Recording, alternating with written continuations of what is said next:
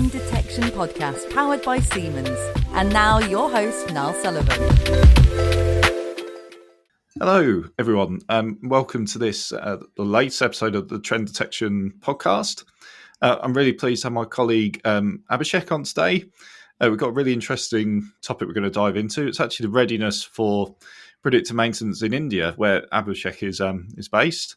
And we're going to dive into that topic. I think we're planning a few other episodes around that for different regions as well, just to get different sort of perspectives on it. But I'm really been looking forward to this chat. So I guess before we get started into it, Abhishek, if you could just introduce yourself to the audience, that'd be really good.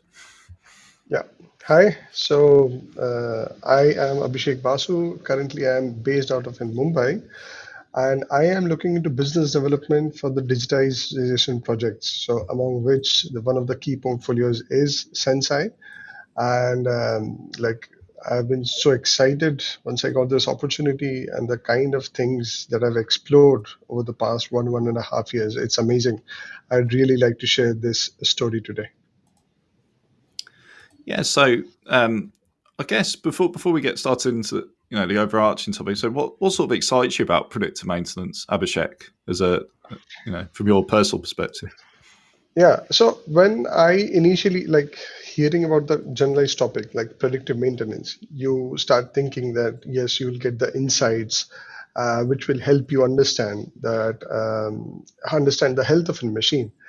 But after a while, when I get into the depths of Senseye, that is when I knew it's much, much more than that. And it was completely new thing for me. And going forward, the excitement which I could feel, I guess I'm able to pass on to my customers as well. And that's why I've been seeing a very, very positive response where everybody is really understanding that so-called predictive maintenance, what has been happening in the market, is not what it should be. And this is where Senseye brings in with a brand new perspective. So this whole approach, how we are dealing with predictive maintenance, now Senseye is approaching this problem statement. It's completely new. It's absolutely game changing. Oh, fantastic! It's really good to hear. And yeah, your infectiousness for the Senseye products sort of passing over to customers as well. So that's really good to hear. But on that point, you said you were sort of hinting there about some of the issues around sort of predictive maintenance, let's say adoption within the market, or maybe an understanding of that. Maybe we could kick it off there, and you could maybe go into that in a bit more detail. Yeah. So initially, wherever we have pitched in with Senseye, the feedback has been amazing, right? There has been hardly any customer where they don't get excited about this topic in general for predictive maintenance. And as and when they get into the insights of Senseye, everybody has a very, very positive feedback. But where I feel our experience has been that somewhere still this is a digitization journey. So for many of our customers, they haven't started yet in this journey, or the ones who have started, they feel that now they can do everything on their own. So it's a bit of a mixed place where, and the ones who haven't started, for them, a solution like Senseye seems like too good to be true, honestly, right? They really can't believe that this is really possible. That's why they keep on asking for references. Where have you done? Do you have something in India where we can locally go and check?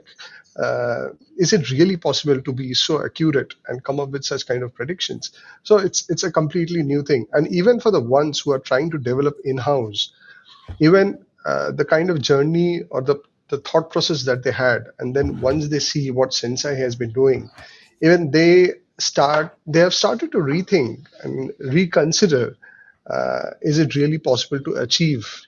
Because ultimately they are also looking at the business outcome. How soon can it impact their business?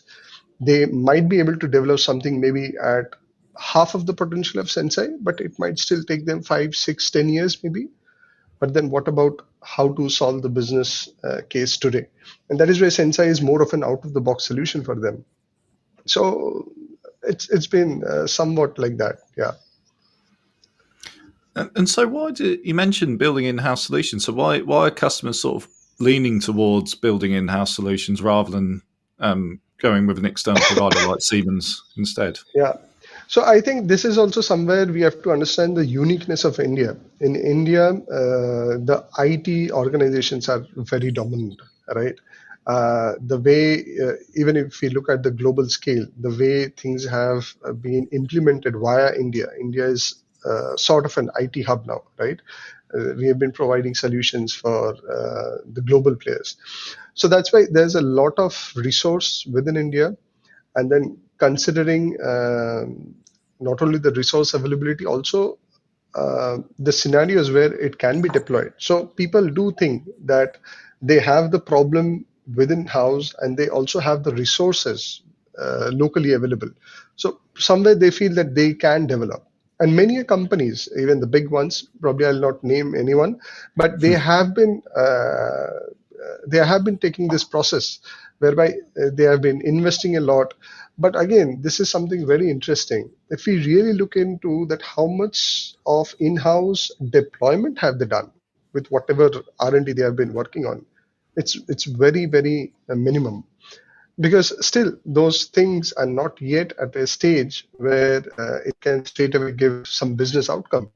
That is when we get into a meeting, and probably the decision makers, they start reevaluating, are we at the right approach, or do we have the correct solution right across the table? Should we go and explore it? So this is the kind of things which we have been seeing now. And does that, I guess, having that, where a customer's built and used an in-house solution beforehand, does that help you with when you're going into sort of sales conversations where they've already had experience, maybe a negative experience? I'm presuming negative experiences of trying to deploy in-house solutions, and that's why they're looking towards Siemens. Does that sort of help your position, I guess, when you're speaking to customers?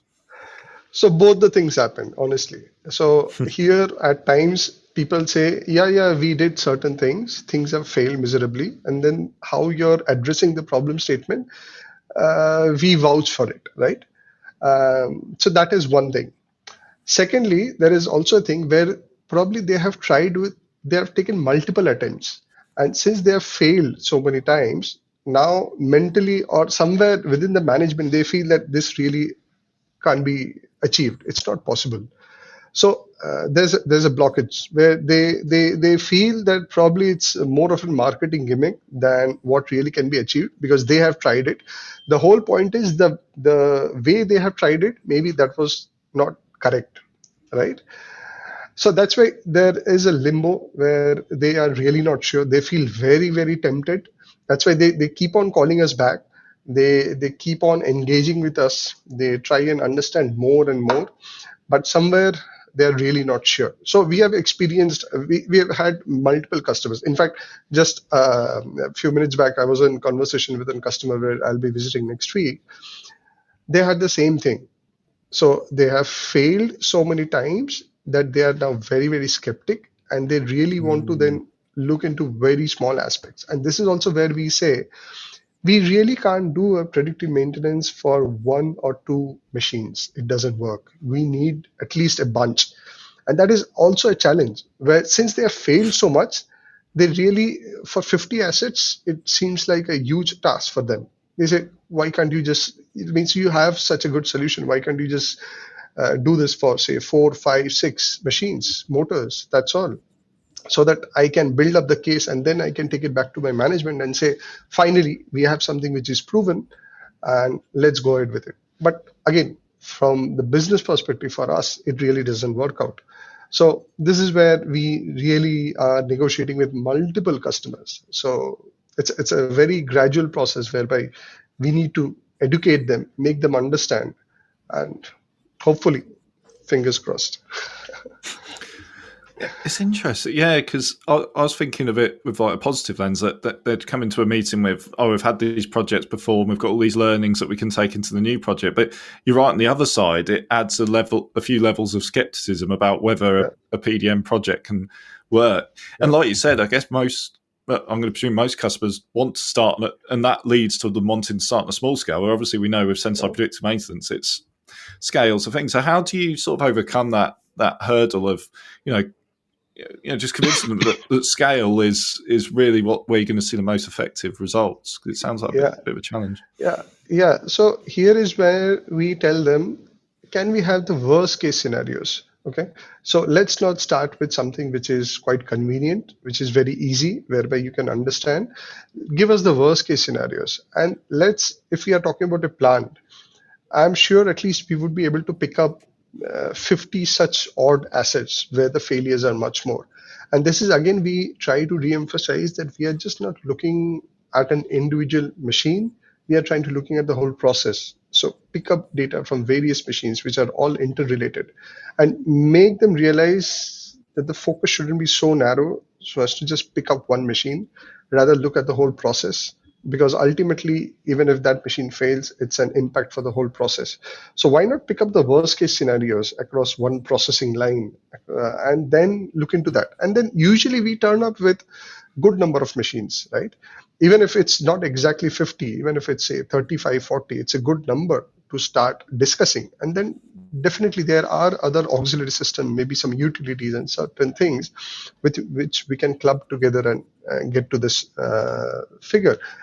So this is again where what we are really emphasizing is we are getting into the shop floor of the customers. We see that what kind of machines there are, what kind of data points are there, and then finally we discuss and we show them. So you really have much, in most of the cases, much more than 50 assets. You really have such scenarios, and then just give it a try. It's just, you can just try it for a year and you can see the results, and then we can assure that you will be scaling it up across your whole factory. But it is also important to understand we cannot just focus on one and two machines, and we also, to really means we are convinced that the product makes sense, but for you to get convinced, you will also need certain time.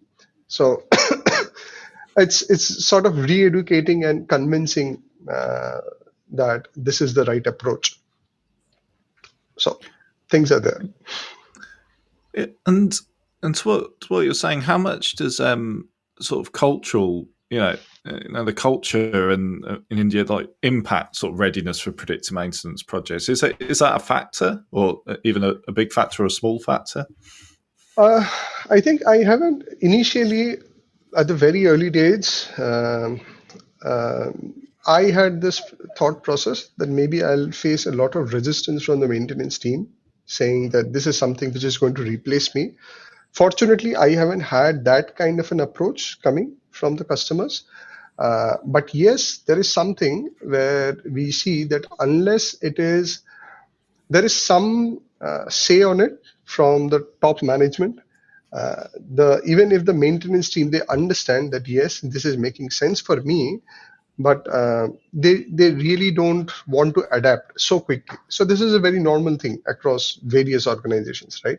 There's everybody is happy with their own comfort zone, even though they can understand this can bring huge benefits, but there are certain cultural changes also, certain adaptations which are also very necessary. So this is also we put forward very clearly to the customers. It's just not about buying a product. And even from Siemens, we are just not here to just sell you something and then move away.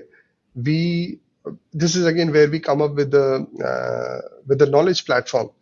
So we are just not trying to sell you something. We are trying to empower you so that you really can understand the potential and you can take it forward. Like we have certain customers where they have done it to huge scale, and now it's multiplied across various factories, right? So this is the same thing where we try and emphasize that we are just not here trying to sell PdM. We are trying to change their whole approach into their whole maintenance approach, and it requires certain cultural change as well. And then we have the mechanisms which will automatically help them have this gradual shift. So there are customers, those who once they have gone into these details, they really understand that we are just not trying to sell a product and move out of it. We are to collaborate and to be part of this journey, and they really appreciate that. And they also understand that this kind of thought process can only come from a company like Siemens, where we look at building relationships, not just selling products and walking away. That's not the case. Yeah, and that's actually very true. And I guess some reason why Senseye is a great fit within Siemens, because our approach has always been like very much, and it still is actually very much collaborative with customers, and it's not a case of we'll sell you technology and off you go. It's very consultative. It's very we work very closely to ensure that it's providing value, both from an initial project to and obviously to justify a scaling further. And we've got lots of customers who, like you said, it's not just been great technology and it's provided reduced downtime or increased productivity, but it has literally changed how they approach maintenance, which I think is quite an interesting. But how do you sort of sell that vision? Not sell the vision, but it's selling that vision of organizational change, because I guess that must provide a few skeptics in itself. It can do. Yeah. These discussions, we cannot have this kind of discussion with the one who is responsible at ensuring that the production is at 100% or at its peak, because their thought process is absolutely focused on production. They don't care, or they don't have the thought process or the time to even think that what kind of changes are required. Probably we need to just get to the people who are just managing on top of them, and that is where we have seen the discussions becomes more fruitful. And that is also one key thing what we have understood, and now we are trying to leverage it out, that we need to speak with the decision makers, those who can really understand that what we are bringing in. A cultural shift, it has to be top driven, right? It cannot happen from the bottom. And also they are the ones, those who can really understand that the approach what we are saying, it is what is making sense on the long term, and there's no quick fix to it. It's just not that we deploy these things and just over a month and everything changes and everything gets automated. It's not magic. There is certain hard work, but there is a guideline to that. That's the best part. So we have everything which is documented. It has a very clear steps. How do we approach it?